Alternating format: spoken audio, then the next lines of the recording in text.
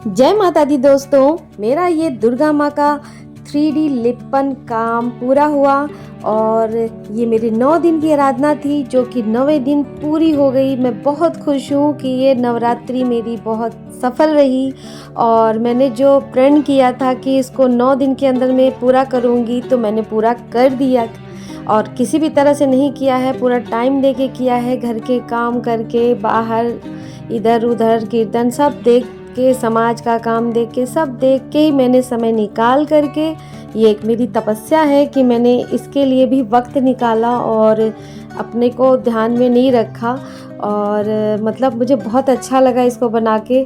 थोड़ी मतलब कठिन है ये काम करना और इस पर ध्यान देना और बहुत महीन काम है, ध्यान से करने वाला काम है। पेंटिंग करना फिर भी आसान है कि ब्रश चलाना है, बट इसमें तो अगर एक बार बिगड़ गया तो बिगड़ गया, कुछ कर नहीं सकते, इसलिए इसको बहुत ध्यान से करना था। तो मैंने अपना ये काम किया और फ्रेंड्स मैं आपको बताना चाहूँगी कि पार्ट 1 और पार्ट 2 पहले ही मैं अपलोड कर चुकी हूँ फुल डिटेलिंग के साथ। यहाँ पर मैं पार्ट 1 और पार्ट 2 का कुछ पार्ट यहाँ पे लगा रही हूँ सिर्फ उस फाइनल वीडियो को कनेक्ट करने के लिए कि एकदम से कोई देखे तो उसे ये ना लगे कि ये एकदम से खाली खाली ये क्यों डाला है वीडियो। तो पार्ट 1 पार्ट 2 डाल चुकी हूँ, ये पार्ट 3 है और पार्ट 3 में मैंने जो कलरिंग की है, जो मिरर वर्क किया है, जो पर्ल वर्क किया है, ये सारा आपको यहाँ पर देखने को मिलेगा। तो मैंने जेसो अप्लाई कर दिया था। जेसो अप्लाई करने के बाद मैं इसको कलर कर रही हूँ। मैंने पहले इसमें एक्रिलिक कलर अप्लाई किया था वाइट, पर वो एब्जॉर्ब हो जा रहा था MDF पे, वो ठीक से शो नहीं हो रहा था वाइट कलर और मज़ा नहीं आ रहा था।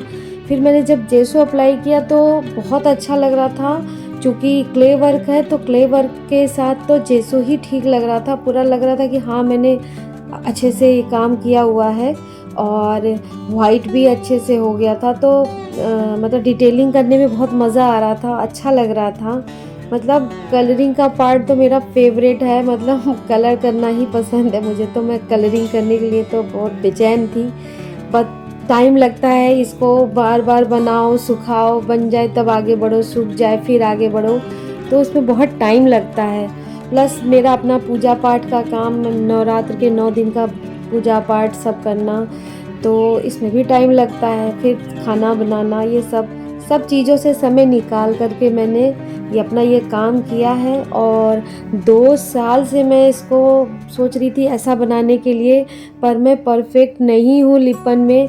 तो बार बार मैंने पहले भी वीडियो अपलोड की हुई है जो कि अब देख रही हूँ तो वो मुझे थोड़ी बचपने सी लग रही है उसको देख करके। हालांकि उस पर बहुत अच्छे व्यूज़ हैं और अप्रिशिएट भी किया था लोगों ने, बट ये वाला तो अमेजिंग, मतलब मुझे ऐसा ही बनाना था और मैं बना नहीं पा रही थी, डरती थी कि ख़राब हो जाएगा इस तरह से। तो लेकिन अब प्रैक्टिस थोड़ी कर ली है तो मुझे थोड़ा सा कॉन्फिडेंस आ गया है कि मैं कर सकती हूँ।